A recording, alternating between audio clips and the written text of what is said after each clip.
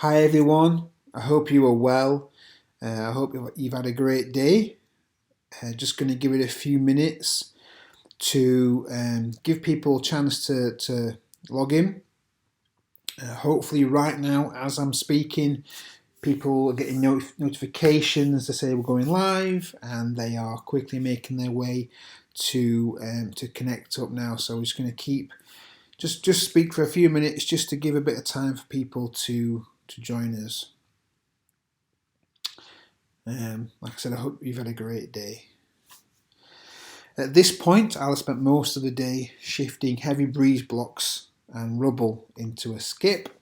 But I'm not actually here in person right now. As you'll have seen, this is a premiere, which means that although it's being played live to you, I'm not actually here doing it live. But we do that so that you can still chat with each other and say hi to each other and connect with each other, because that's really important to us that you do that. We want to try and create community, create family, even in this time where everyone's isolated. But yes, I'm not here actually in person. Unfortunately, when I do these, I tend to do them on a Monday when we have a leadership meeting in the evening, and I tend to do them on a Friday as well when I tend to do have family time together. So I don't tend to be able to make the evening ones in person. But nevertheless, I'm sure God's going to speak to us all through the word today, and I'm sure you'll leave, hopefully leave with something out of what we're talking about today. And if you've been following our devotions the last few days, then you'll know that we've been looking in Judges in the evenings and looking at the different judges. Before we get into that, just a quick reminder, tomorrow devotions the same time, 10 in the morning, but not in the evening, and the reason for that is because we've got the prayer meeting on at 7:30 tomorrow night. So you can find the Zoom meeting login information through our Facebook page, and you can go to the Zoom app, log in at 7:30 tomorrow night, and we'll be there to say hello, and we'll pray together for about half an hour. And those nights are really, really good. So I want to encourage you to be there. Also, Thursday night, something similar with the Zoom app, where we're going to be meeting to do a Bible school. And that's at 7:15, and that's so that we can get done in time, so that straight afterwards we can go and clap for the NHS. So 7:15 on Thursday. Again, no devotions that night. But apart from tomorrow night and Thursday night, devotions are throughout the week at 10 a.m. in the morning and 7:30 in the evening. So yeah, tune in. Well, let's get into this. So we're reading, as I mentioned, Judges, and we're currently in the middle of Samson. So on Saturday evening, Ruth looked at the birth of Samson, and I'm going to be looking at Samson's marriage. Samson is a very interesting character, a very interesting judge, and I think this particular chapter sums up Samson and sums up how God used him despite everything. So this is Judges 14, if you want to follow it along with me. Read it. I don't think we're going to be doing a long devotion tonight. I got told off this morning by Leah because I think about 25 minutes. I don't know how that happened. I'm sorry. I think we speak longer. We speak a shorter time on a Sunday. So maybe I should just stop talking and get on with it. So Judges 14. So Samson went down to Timnah and saw there a young Philistine woman. When he returned, he said to his father and mother, "I have seen a Philistine woman in Timnah.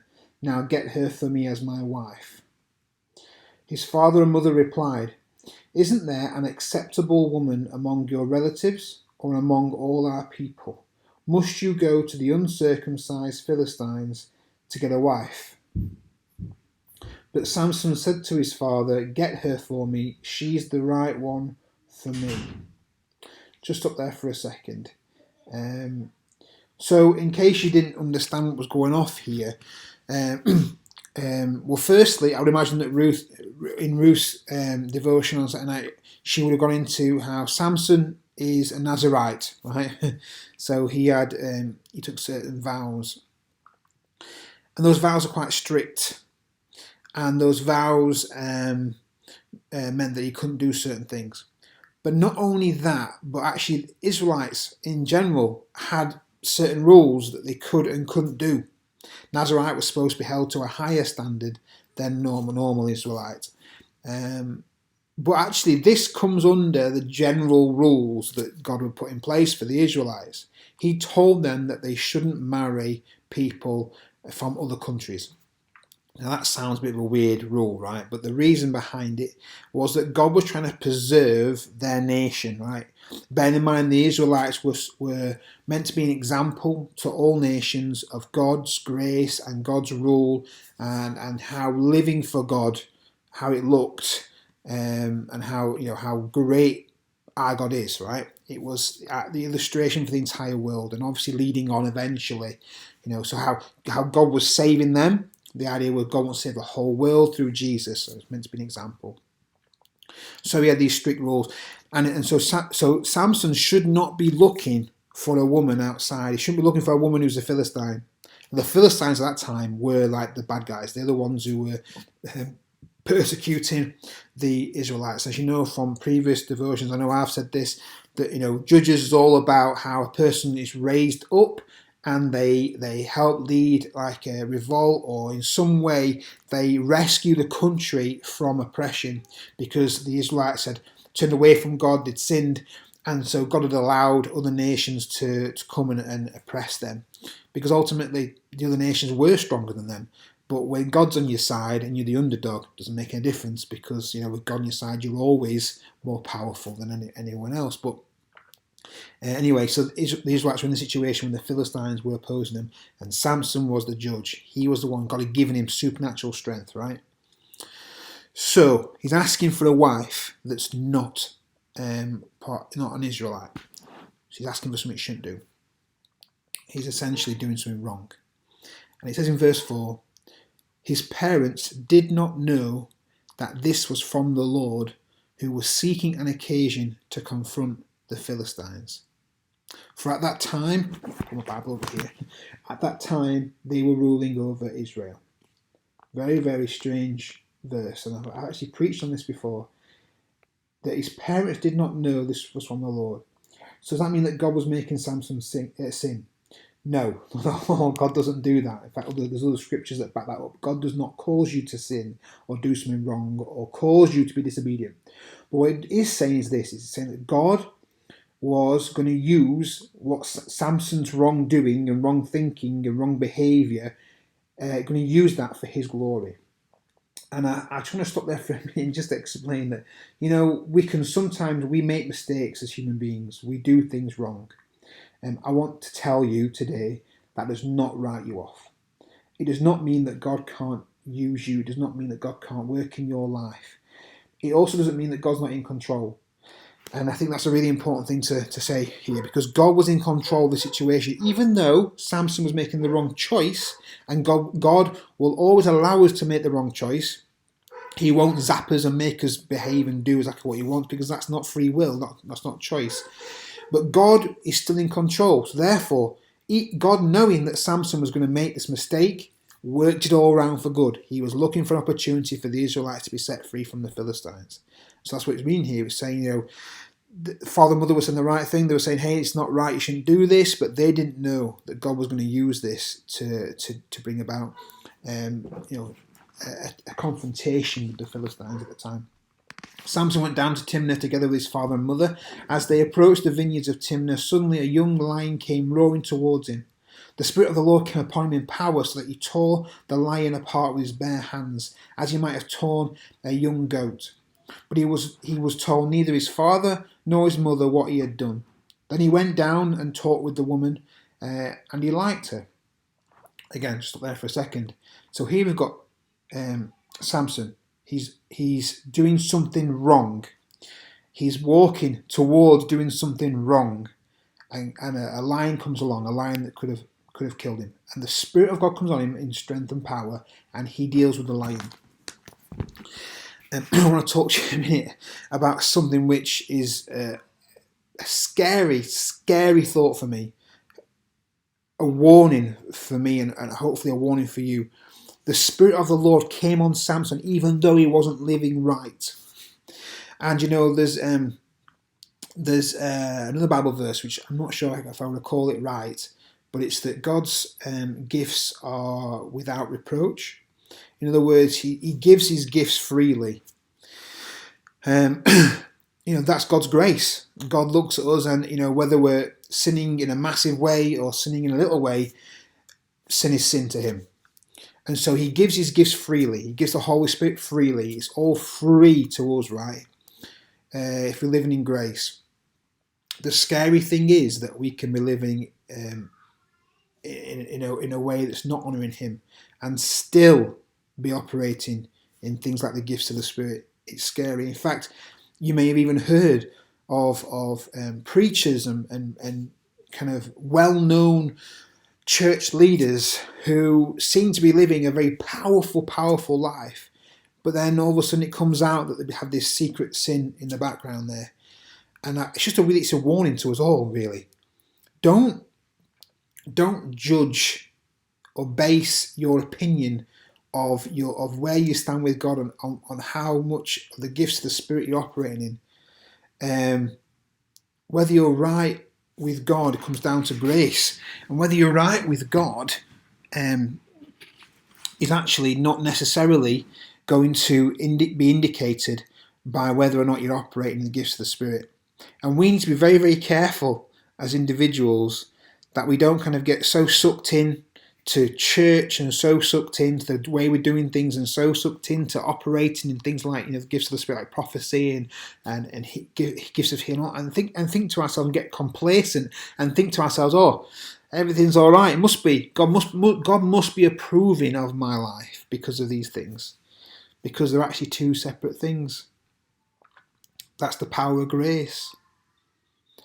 That God doesn't give us what we deserve. We've got to be careful to watch our lives, and Samson wasn't doing that, and he's a testimony of God's incredible grace, that God still used him in powerful ways, and God can still use you. But hey, we've got to make sure that we're living as best we can right before God, because that's the best way to honour him, and that's what we're here to do, to glorify and honour him with our lives. That's the most important thing, not whether we're actually operating in his power. So sometimes later, when he went back to marry her, he turned aside to look at the lion's carcass, and in it was a swarm of bees and some honey, which he scooped out with his hands and ate as he went along. When he rejoined his parents, he gave them some, and they ate too. But he did not tell them that he had taken the honey from the lion's carcass. And again, that's just another indication that Samson wasn't living a good life, because one of the things that they shouldn't do as Israelites is touch or eat out of a carcass. They shouldn't go near a dead thing, they were told. Particularly in Nazarite, shouldn't be going anywhere near dead things. And yet Samson went back to look. He went back, I'll go back and I'll have a little bit of a bit of pride moment. Say, look at the great thing I did there. I was able to kill that lion by myself, by my bare hands. Oh, look, there's some honey. So it's like doubly kind of sinning there, doubly doing stuff that he should be doing. He was kind of feeling very proud of himself, even though it had nothing to do with him, because a normal human being could not do what he just did. It was all down to the power of God. But also, he saw this honey in the middle of the carcass that he shouldn't be going near, and he took it anyway. And not only that, he gave it to his parents. Went, here, have this too. And they didn't even know what they were doing, but he kept it to himself. And so Samson's just showing absolutely no regard for the things, for being obedient to God, unfortunately. It says, now his father went down to see the woman, and Samson made a feast there, as was customary for bridegrooms. When he appeared, he was given 30 companions. Let me tell you a riddle, Samson said to him. If you can give me the answer within the 7 days of the feast, I will give you 30 linen garments and 30 sets of clothes.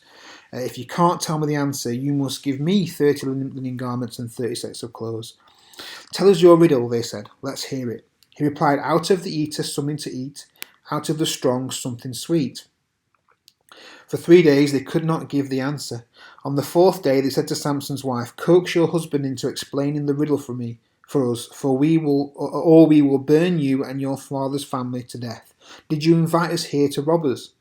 Then Samson's wife threw herself on him, sobbing, "You hate me. You don't really love me. You've given my people a riddle, but you haven't told me the answer." "I haven't even explained it to my father or mother," he replied, "so why should I explain it to you?" She cried the whole 7 days of the feast, so on the seventh day he finally told her, because she continued to press him. She in turn explained the riddle to her people. Before sunset on the seventh day, the men of the town said to him, "What is sweeter than honey, and what is stronger than a lion?" Samson said to them, "If you had not ploughed with my heifer, you would not have solved my riddle." Then the Spirit of the Lord came upon him in power. He went down to Ashkelon, struck down 30 of their men, stripped them of their belongings, and gave their clothes to those who had explained the riddle. Burning with anger, he went up to his father's house, and Samson's wife was given to the friend who had attended him at the wedding. The next chapter takes the story a little bit further, a little bit more into how God was going to use Samson and use the situation to confront the Philistines. But the key thing I think about this particular chapter is we have to watch our lives well. We have to guard our hearts well. We have to, in every way, shape, and form, as much as possible, honour God. And it's not that God is ready to beat us with a stick. It's not that God wants to even remove his gifts from us. It's purely and simply that if we love him, then we need to obey him. Samson wasn't doing that. But God worked all around for it anyway. But hey, that's not the point, is it? The point is that if we love God, we'll obey him and we'll obey his commands. I think we'll leave it there anyway. Thanks for tuning in, and we'll see you in the morning for the next devotion. And if not, we'll see you at the prayer meeting tomorrow evening. Have a great rest of your evening. Bye.